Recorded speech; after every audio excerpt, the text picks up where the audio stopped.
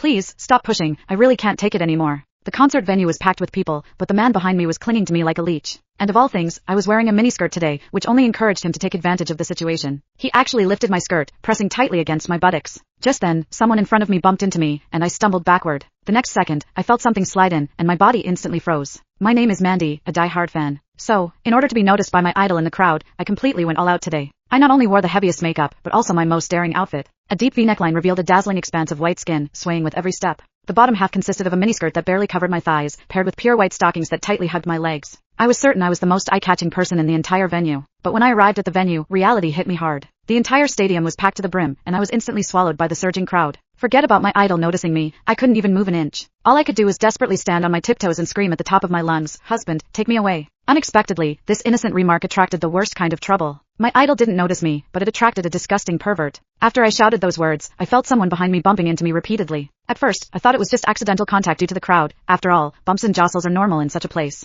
But the feeling became clearer and clearer. A hard object was repeatedly pressing against my buttocks, making me extremely uncomfortable. It was only then that I realized what had happened. I thought I had accidentally bumped into his hand, which he had placed behind him, so I quickly turned around, ready to politely apologize. I instinctively apologized, but he paused for a moment, then unexpectedly flashed a meaningful, mischievous smile. "It's all right, I'm happy to oblige." When I turned back around, pretending nothing had happened, I didn't expect him to become even more brazen, pressing himself against me. The force was more deliberate than before, so I had to force all my attention onto the idol, desperately trying to ignore the strange feeling behind me. But the man became increasingly bolder. The next second, he actually lifted my skirt and pressed himself tightly against me. Unfortunately, I was only wearing a thin strap dress that day, so my entire buttocks were completely exposed. I could clearly feel something directly touching my skin. I instinctively thought it was his finger, but then I realized something was wrong. I discovered that the warm, firm touch couldn't possibly be a finger. Instantly, my mind went blank. I had lived 20 years, and this was the first time a man had treated me like this. A wave of immense fear overwhelmed me, and every cell in my body screamed to escape. But the crowd was so dense, there wasn't a single gap. I was like a deer caught in the headlights, unable to move. I instinctively tensed my entire body, trying to resist the fear with my rigid posture. The moment my buttock muscles tightened, I inadvertently clamped down on that so-called finger, and a strange tingling sensation instantly spread through me, making my face flush. What confused me even more was that I didn't reject this feeling. In fact, deep down, a hidden sense of anticipation arose. The man behind me obviously took this as tacit consent, so he became even more audacious, repeating the action several times until the foreign sensation could no longer be ignored. I'm a sheltered college student, always following the rules, but today, at a crowded concert, I was manipulated by a complete stranger. Instantly, an indescribable feeling of humiliation surged through me. I wanted to cry out, but my throat felt like it was being squeezed by an invisible hand. I couldn't make a sound. Even worse, the force behind me pressed the thin strap tightly against my body, and a strange, sharp pain spread through my limbs, lingering stubbornly. The next second, I involuntarily let out a soft moan. The immense shame made me want to disappear on the spot, so I bit my lip hard, desperately suppressing the sound that threatened to escape, my throat aching. The deafening music and the frantic screams around me became his perfect cover.